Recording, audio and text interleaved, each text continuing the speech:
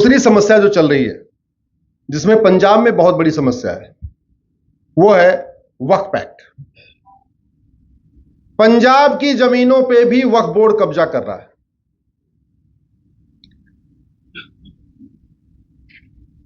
जब मैं वक्फ एक्ट के ऊपर रिसर्च कर रहा था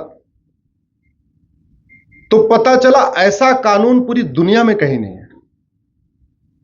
इवन इस्लामिक कंट्रीज में भी वक्फ एक्ट जैसा कानून नहीं है। पाकिस्तान, बांग्लादेश में भी ऐसा कानून नहीं है। 1954 में इसको नेहरू जी ने बनाया। इंदिरा जी ने अमेंड करके उसको और पावर दिया। राजीव गांधी जी ने उसको अमेंड करके और पावरफुल बनाया।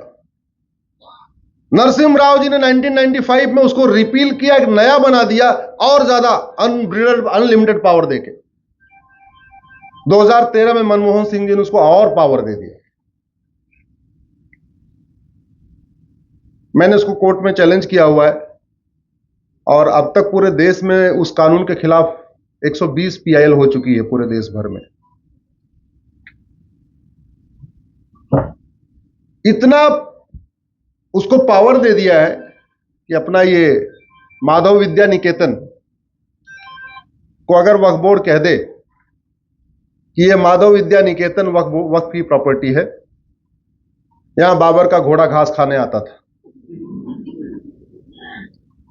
उसको इतना ही कहना है, एक कोई बताना है कि भाई यहां बाबर का घोड़ा आता था, औरंगजेब का गधा आता था, जो भी जिसका जो आता था। आपको उससे लड़ने में कम से कम 50 साल लग जाएगा अगर वो लड़ाना चाहे तो। और उससे लड़ने में आप मतलब क्या गजब कर दिया कि आप वक्फ बोर्ड की नोटिस को अमृतसर की कोर्ट में चैलेंज भी नहीं कर सकते। वक्फ बोर्ड की नोटिस को चैलेंज करने के लिए जवाब देने आपको वक्फ बोर्ड की ऑफिस में जाना पड़ेगा, और जहां 100% एक ही कम्युनिटी के लोग होंगे। जो वक्फ ट्रिब्यूनल होगा उसका जो मेंबर होगा उसमें एक एडवोकेट होगा, वो भी एक ही कम्युनिटी का होगा। सारे बोर्ड के जितने सदस्य होंगे, सचिव होंगे, मेंबर होंगे, वो भी एक ही कम्युनिटी के होंगे। एक वहां पे मजिस्ट्रेट होगा, वो भी उसी कम्युनिटी का होगा। 7 मेंबर कमेटी होगी, उसमें के सारे एक ही कम्युनिटी के लोग होंगे, और वहां जाके आपको जवाब देना है कि नहीं, यहां बाबर का घोड़ा घास खाने नहीं आता था। आप कैसे दे पाओगे बाबर का घोड़ा घास खाने आता था कि नहीं आता था? चलो, अमृतसर से चंडीगढ़ तो 200-250 किलोमीटर है, आप चले भी जाओगे, लेकिन पंजाब का कुछ एरिया तो ऐसा भी है ना जो चंडीगढ़ से 400 किलोमीटर है, वो कैसे जाएगा? चलो, पंजाब के लोग तो फिर भी पढ़े लिखे समझदार लोग, वो झबुआ का आदिवासी कैसे जाएगा भोपाल? जिस झबुआ के आदिवासी ने कभी झबुआ की लोकल कोर्ट नहीं देखी हुई है, उसको वक्फ बोर्ड नोटिस भेज के कहता तुम्हारा पूरा गांव वक्फ बोर्ड का है, वो बेचारा ट्राइबल आदिवासी 700 किलोमीटर दूर भोपाल कैसे जाएगा? क्योंकि वक्फ बोर्ड का ऑफिस तो भोपाल में। 2 काम करता है इस समय वक्फ बोर्ड। गरीबों को नोटिस भेज के धर्मांतरण कराता है, अमीरों को नोटिस भेज के पैसा वसूलता है। गरीबों को नोटिस भेजेगा, झबुआ के ट्राइबल को नोटिस भेजेगा, वो ट्राइबल पूछेगा जी क्या हुआ, कैसे हुआ? बोले कि काम करो, अगर अपना गांव बचाना, अपनी जमीन बचाना है, कन्वर्ट हो जाओ, बच जाएगा। बड़े बड़े शहरों में जो अमीर हैं, जिनकी पुरानी जमीनें हैं, उनको नोटिस भेजता है, 10-20 लाख रुपए लेके नोटिस वापस ले लेता है। एक तरफ एक्सटॉर्शन कर रहा है, एक तरफ कन्वर्जन कर रहा है। और ये सब इसलिए हो रहा है क्योंकि आम जनता तो छोड़िए, भारत के बुद्धिजीवी भी इस पे शांत है, इसके खिलाफ आवाज नहीं उठा रहे हैं। जिस बड़े स्केल पे आवाज उठानी चाहिए वक्फ बोर्ड के खिलाफ, वो नहीं उठी। नतीजा है आज की डेट में चल रहा है। इसलिए अब बहुत सारे कानूनों में बदलाव की जरूरत है। संविधान में कई सारे प्रावधानों को लागू करने की जरूरत है, और संविधान के कई सारे प्रावधानों में बदलाव की भी जरूरत है। वो तभी होगा जब देश के हर कोने से आवाज उठेगी। जब भारत का संविधान बना, इसके हर पार्ट पे एक एक चित्र रखा गया, और वो चित्र रखे गए कुछ पर्पज के साथ। जैसे पार्ट 15 इलेक्शन से रिलेटेड है, तो पार्ट 15 के पहले रखा गया छत्रपति शिवाजी महाराज की फोटो और गुरु गोविंद सिंह की फोटो। उद्देश्य क्या था कि इलेक्शन लड़ने वाली पार्टियां छत्रपति शिवाजी महाराज और गुरु गोविंद सिंह के सिद्धांतों पे चलेंगी, और वोटर जब वोट देने जाएगा तो उस पार्टी को वोट करेगा जो सबसे ज्यादा छत्रपति शिवाजी महाराज और गुरु गोविंद सिंह के विचारों के आधार पर काम करेगा। वो दोनों चित्र गायब हो गए। भारत के संविधान में राम दरबार था, गायब हो गया। भारत के संविधान में भगवान कृष्ण अर्जुन को उपदेश दे रहे हैं, चित्र गायब हो गया। भारत के संविधान में नटराज, भगवान नटराज का चित्र था, गायब हो गया। भारत के संविधान में हनुमान जी का चित्र था, गायब हो गया। भारत के संविधान में भगवान महावीर का चित्र था, निकाल दिया। भगवान गौतम बुद्ध का चित्र था, निकाल दिया। सम्राट अशोक का चित्र था, निकाल दिया। राजा विक्रमादित्य का चित्र था, निकाल दिया। जिस राजा भरत के नाम पे हम भारत को, हिंदुस्तान को भारत कहते हैं, राजा भरत का चित्र निकाल दिया। गुरुकुल बने हुए थे, निकाल दिया। नालंदा यूनिवर्सिटी बनी हुई थी, निकाल दिया। सिंधु घाटी सभ्यता थी, निकाल दिया। राजा भगीरथ का चित्र था, गंगा जी को ला रहे, निकाल दिया। अब आप सोच रहे होंगे चित्रों को निकालने से क्या फर्क पड़ता है? बहुत फर्क पड़ता है। फर्क यह पड़ता है कि अगर इसमें भगवान राम ये सारे चित्र रहे होते तो इसमें सेकुलर शब्द कभी आ ही नहीं सकता था। सबसे बड़ा फर्क तो यह पड़ता है। दूसरा फर्क क्या पड़ता है?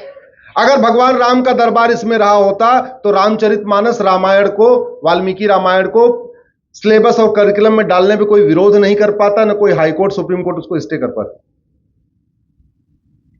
इसमें भगवान कृष्ण की फोटो रही होती तो भगवत गीता को पढ़ाने में कोई रोक नहीं थी, कोई रोक नहीं पाता। कोई ये नहीं कहता भगवत गीता कैसे पढ़ा रहे हो, क्योंकि ऑलरेडी भैया है, चित्रों के है। अगर राजा विक्रमादित्य की फोटो रही होती, गुरु गोविंद सिंह की फोटो रही होती, तो कम से कम इन लोगों के ऊपर एक एक चैप्टर तो रहता हमारे स्कूलों में। आज मैं सुबह हरिमंदिर साहब गया, उसके बाद मैं दुर्गाना मंदिर भी गया। जितनी भीड़ हमने वहां देखा हरिमंदिर साहब में, उसकी 10% भीड़ भी दुर्गाना मंदिर में नहीं थी। जितने लोग हरिमंदिर साहब आते हैं वो दुर्गाना मंदिर नहीं जाते। अल्टीमेटली, अरे मंदिर की रक्षा के लिए सिख पंथ बना था,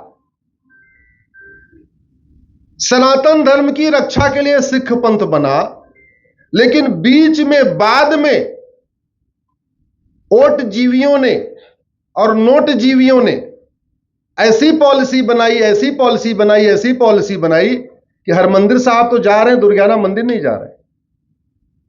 ये खाई किसने चौड़ा किया? जोर से बोलिए जरा। क्या सिख पंथ की स्थापना इसी काम के लिए हुई थी क्या, कि जो हरमंदिर साहब जाएगा वो दुर्गाना मंदिर नहीं जाएगा? इसके लिए हुई थी क्या? नहीं। अगर इतनी बड़ी खाई बढ़ गई है तो इसका मतलब हमारी शिक्षा व्यवस्था में बहुत बड़ा कुछ गड़बड़ है। इसका मतलब सिख पंथ क्यों बना, हमारे गुरुओं ने किस लिए बलिदान किया, जो पंज प्यारे थे वो कौन थे, किस लक्ष्य के साथ बना था, इसका मतलब वो बच्चों को पढ़ाया नहीं जा रहा है। अगर बच्चों को पढ़ाया जाता, इतनी बड़ी खाई नहीं होती कि हरमंदिर साहब जाते और दुर्गाना मंदिर नहीं जाते।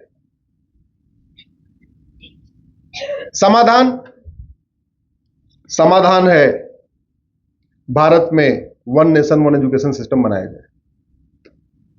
कैसे होगा? संविधान में संशोधन करना पड़ेगा। एक कानून है राइट टू एजुकेशन एक्ट, उसमें अगर एक शब्द जोड़ दिया जाए इक्वल, तो क्या बन जाएगा? Right to equal education. अभी वो 6 से 14 साल तक लागू होता है, उसको 6 से 16 भी किया जा सकता है, यानी 10वीं तक किया जा सकता है।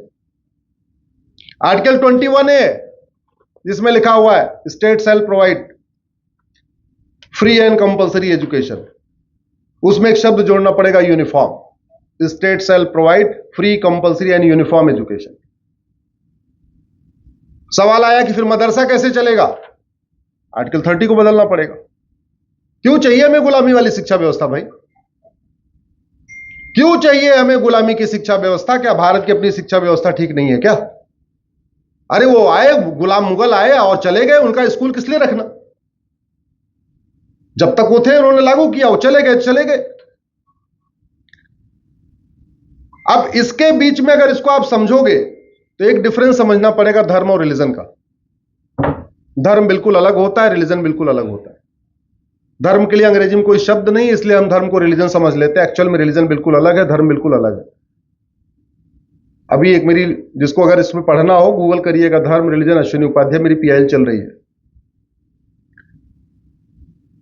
अभी केंद्र सरकार के गृह मंत्रालय, कानून मंत्रालय, शिक्षा मंत्रालय और कल्चरल मिनिस्ट्री को नोटिस जारी हुआ है। हमने अपने पीआईएल में मांग किया है कि पहले सारे सरकारी डॉक्यूमेंट से धर्मनिरपेक्ष शब्द हटाइए।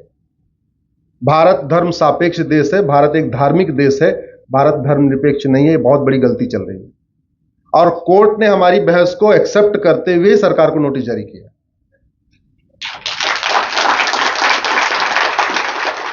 हमने कहा है कि स्कूलों में एक कम से कम चैप्टर लागू करिए कि धर्म क्या होता है, रिलीजन क्या होता है, लोगों को पता होना चाहिए।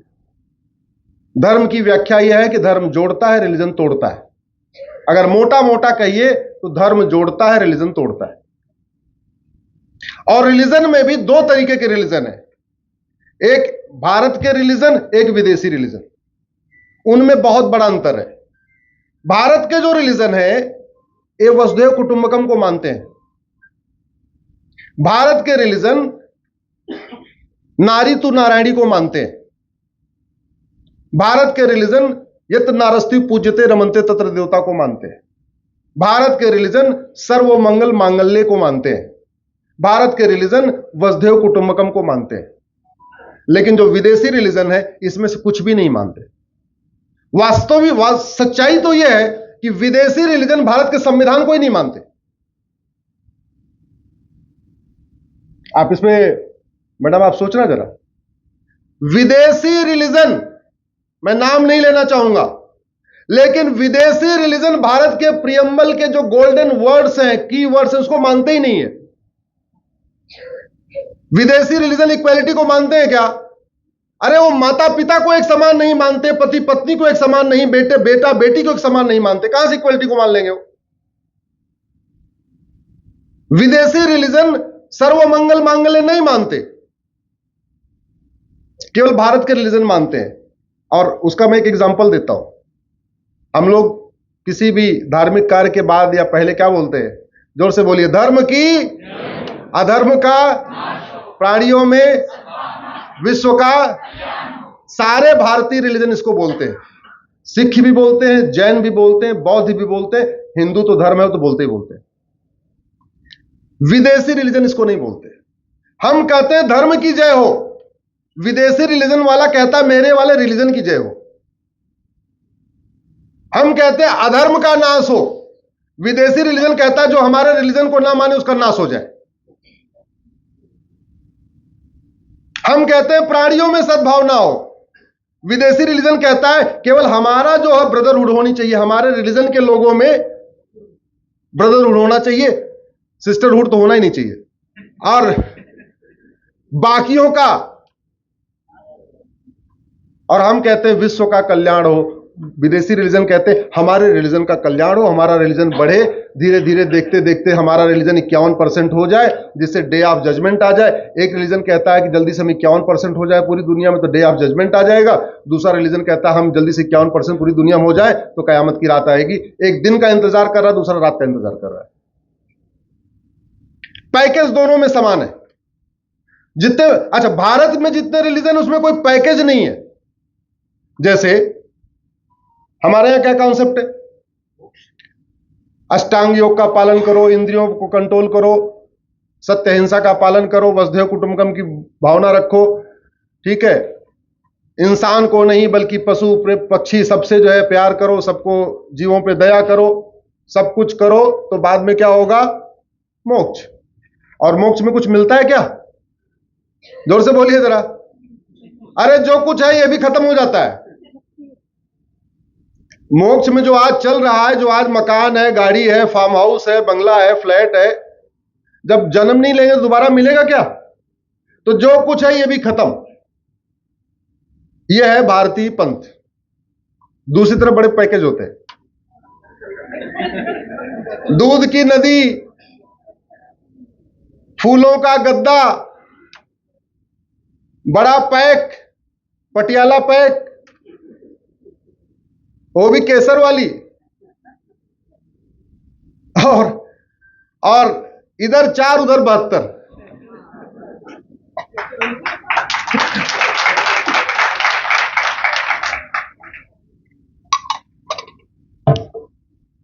अच्छा देखिए, इंसान भी कितना लालची है, सारे उधर ही भागे जा रहे हैं। इतना बढ़िया ऑफर मिला, बोले इधर क्यों करना भाई, पूरी इंद्रियों पे नियंत्रण करो, न बुरा सुनो, न बुरा देखो, न बुरा बोलो, न बुरा खाओ, सतोगुण का पालन करो, रजोगुण तमोगुण निकालो, ठीक है, अष्टांग योग का पालन करो, योग प्राणायाम करो, ये करो, व्रत करो, नियम करो, ये करो, वो करो, बाद में क्या होगा, कुछ नहीं मिलने वाला, खत्म। उधर इस जन्म में भी अच्छा है, आगे जन्म में भी अच्छा है, डे ऑफ जजमेंट के बाद भी बड़ा पैकेज है, कयामत की रात के बाद भी बड़ा पैकेज है, बहुत अच्छा पैकेज। ये ठीक करने का तरीका क्या है? ठीक करने का तरीका है भारत की शिक्षा व्यवस्था का भारतीयकरण किया जाए, दोबारा फिर से वैदिक शिक्षा व्यवस्था को लागू किया जाए। वैदिक शिक्षा व्यवस्था को लागू करने के लिए आर्टिकल 21A को बदलना पड़ेगा, आर्टिकल 30 को बदलना पड़ेगा, और राइट टू एजुकेशन को बदलना पड़ेगा। राइट टू एजुकेशन को राइट टू इक्वल एजुकेशन बनाना पड़ेगा। आर्टिकल 21A को बदल के यूनिफॉर्म उसमें शब्द जोड़ना पड़ेगा। आर्टिकल 30 में जो माइनॉरिटी शब्द यूज किया गया है, सबसे पहले तो माइनॉरिटी को डिफाइन करना पड़ेगा। माइनॉरिटी है कौन? 1% वाला है, 0.5% वाला है, या 20% वाला, आखिर है कौन माइनॉरिटी? भारत में समान शिक्षा, one nation one education system लागू करना बहुत जरूरी है। ये जो उत्तर दक्षिण की खाई, पूरब पश्चिम की खाई, भाषा की खाई, गुजराती, बंगाली, पंजाबी, मराठी, ये जो लड़ाई, इन सभी लड़ाइयों का समाधान है भारत में one nation one education code. और मेरा व्यक्तिगत मानना है यूनिफॉर्म सिविल कोड से 100 गुना ज्यादा जरूरी है यूनिफॉर्म एजुकेशन कोड। और भारत में पहले था। भगवान राम और निषाद राज एक स्कूल में पढ़ते थे कि नहीं? कृष्ण और सुदामा एक स्कूल में पढ़ते थे कि नहीं? पढ़ते थे। आज की डेट में मंत्री और संतरी का बच्चा एक स्कूल में पढ़ सकता है क्या? है संभव है क्या? अच्छा, सबसे बड़ी बात आप ये देखो, आज बाबा साहब अंबेडकर का जन्मदिन है, इसलिए मैं इस विषय को विशेष रूप से कह रहा हूं।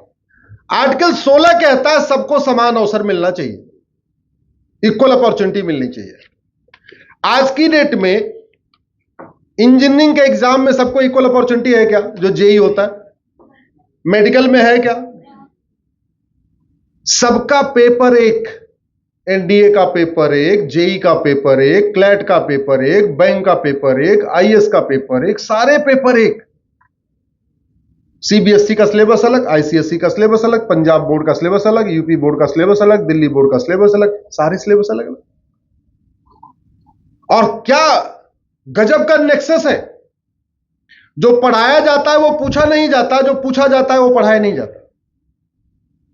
तो आपकी मजबूरी है, आपको अपने बच्चे को कोचिंग में भेजना ही पड़ेगा। और कोचिंग का सिलेबस एक। आप अगर आईआईटी की कोचिंग करोगे, आप किसी भी बोर्ड से पढ़ के गए हो, आपको वहां कॉमन सिलेबस मिलेगा।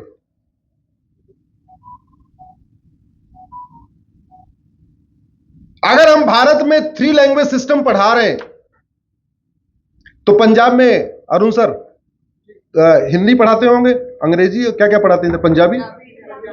पंजाबी और हिंदी, अंग्रेजी, ठीक, संस्कृत। आप बताइए, अल्टीमेटली 3 भाषाओं को पढ़ाने का उद्देश्य क्या है? यही ना कि उनको 3 भाषाओं की जानकारी हो जाए, उनको ग्रामर पता हो, उनको लिखना पढ़ना बोलना पता हो। हिंदी पढ़ाते हैं, हिंदी में प्राइवेट किताब क्यों पढ़ाते हैं?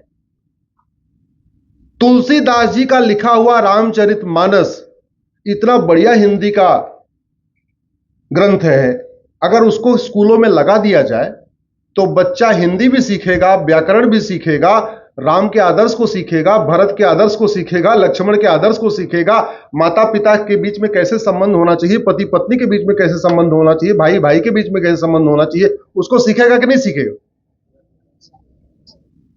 और अच्छी बात यह है कि हर साल वो किताब बदलेगी भी नहीं, तो पेरेंट्स के ऊपर बर्डन भी नहीं आएगा, क्योंकि रामचरितमानस तो फिक्स हो गई, वो बदलने वाली नहीं। संस्कृत पढ़ा रहे हैं तो संस्कृत में प्राइवेट किताब क्यों पढ़ाना? वाल्मीकि जी का रामायण संस्कृत में है, वेद हमारे संस्कृत में। अरे पूरा नहीं पढ़ा सकते, थोड़ा थोड़ा टुकड़े टुकड़े, कुछ ऋचाएं फर्स्ट में, कुछ ऋचाएं सेकंड में, कुछ ऋचाएं थर्ड में, थोड़ा थोड़ा करके पढ़ाए। भाई रामचरितमानस में 7 अध्याय है, अगर दूसरी से एक एक अध्याय पढ़ाया जाए, 8वीं पास करते करते बच्चा पूरा रामचरितमानस पढ़ चुका हो। वाल्मीकि रामायण में 7 अध्याय है, दूसरी से संस्कृत में शुरू कर देते, संस्कृत में अगर एक एक अध्याय पढ़ाए, 8वीं करते करते पूरा वाल्मीकि रामायण पढ़ चुका हो। अंग्रेजी पढ़ा रहे, अंग्रेजी में प्राइवेट किताब क्यों पढ़ा रहे? पूरी दुनिया में भगवत गीता का इतना बढ़िया ट्रांसलेशन अंग्रेजी में उपलब्ध है हमारे पास। 18 अध्याय है, अगर 3-3 अध्याय के क्लास में पढ़ाएं तो 6 साल में पूरी पूरी भगवत गीता कंप्लीट। यानी 8वीं पास करते करते जब तक बच्चा 9वीं में आएगा, उसको भगवत गीता का भी पूरा ज्ञान होगा। पेरेंट्स के ऊपर बर्डन नहीं पड़ेगा, क्योंकि किताब तो बदलेगी नहीं, भगवत गीता बदलेगी ना, रामचरितमानस बदलेगा ना, वाल्मीकि रामायण बदलेगा।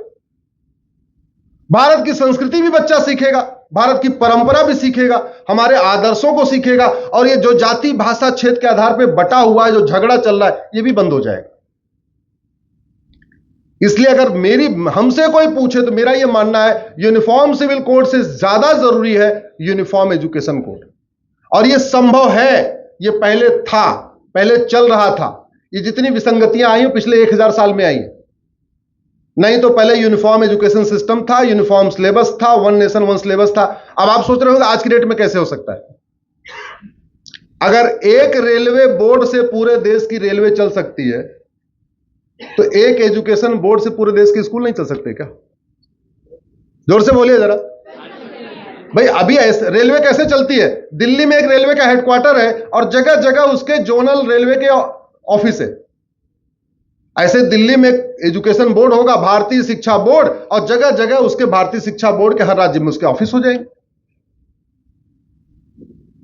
अगर वन नेशन वन टैक्स हो सकता है, तो वन नेशन वन सिलेबस क्यों नहीं हो सकता? वन नेशन वन करिकुलम क्यों नहीं हो सकता? बंगाल और पंजाब की मैथ एक हो सकती है कि नहीं? जोर से बोलिए जरा। बंगाल और पंजाब की फिजिक्स एक हो सकती है कि नहीं? केमिस्ट्री एक हो सकती है कि नहीं? जूलॉजी एक हो सकती है कि नहीं? बॉटनी एक हो सकती है कि नहीं? हिंदी एक हो सकती है कि नहीं? संस्कृत एक हो सकती है कि नहीं? अंग्रेजी एक हो सकती है कि नहीं? तो बचा क्या? हाँ, राज्यों को 2 विषय दे दीजिए, एक लोकल ज्योग्राफी पढ़ा ले, एक लोकल हिस्ट्री पढ़ा ले, एक लोकल कल्चर पढ़ा ले, तो 2-3 किताब राज्यों को दे सकते हैं। तो भाई ठीक है, पढ़ाने की बात है तो ठीक है, अपने अपनी मातृभाषा में पढ़ेंगे। पंजाब वाला पंजाबी में पढ़ेगा, महाराष्ट्र वाला मराठी में पढ़ेगा, गुजरात वाला गुजराती में पढ़े, बंगाल वाला बंगाली में पढ़े। ये सिलेबस करिकुलम अलग अलग क्यों होना चाहिए? ये तो संविधान की धज्जियां उड़ाई जा रही है। ये तो सीबीएसई बोर्ड अलग चल रहा है, आईसीएसई बोर्ड अलग चल रहा है, और बाकी स्टेट बोर्ड अलग चल रहे हैं। आप कायदे से देखिए, प्रियम्बल को ध्यान से पढ़िए। Unity national integration, article 16 equal opportunity. Equal opportunity तब आएगी जब इक्वल सिलेबस होगा, इक्वल करिकुलम होगा। यूनिटी नेशनल इंटीग्रेशन तब आएगा जब वन नेशन वन सिलेबस होगा, वन नेशन वन करिकुलम होगा। भारत की भाईचारा तब बढ़ेगा जब नफरत सिखाने वाले स्कूलों को बंद किया जाएगा। भारत में ऐसे भी स्कूल हैं जहां सिखाया जाता है, न भारत को मानो, न वंदे मातरम को गाओ, न होली मनाओ, न दिवाली मनाओ, न त्योहार मनाओ, न रक्षाबंधन मनाओ। स्वतंत्र भारत में स्कूल चल रहे हैं, वो देश की एकता अखंडता को बढ़ा रहे हैं या एकता अखंडता को नष्ट कर रहे हैं? बताइए जरा। फिर भी हम सोच रहे हैं कि नहीं ठीक है भैया, तो संविधान ने कहा है आर्टिकल 30 में स्कूल खोलने के लिए, तो खोल सकते हैं। अरे आर्टिकल 30 में स्कूल खोलने के लिए बोला हुआ, ये थोड़ी बोला कि आर्टिकल 30 में पढ़ाना क्या है। यहां पे जितने लोग लाके बैठे हो, एक बार आर्टिकल 30 को खोल के पढ़िएगा। आर्टिकल 30 में यही तो बोला कि भाई अपनी पसंद का स्कूल खोल सकते हैं, वो स्कूल चला सकते हैं, लेकिन क्या पढ़ाना ये तो सरकार को तय करना चाहिए।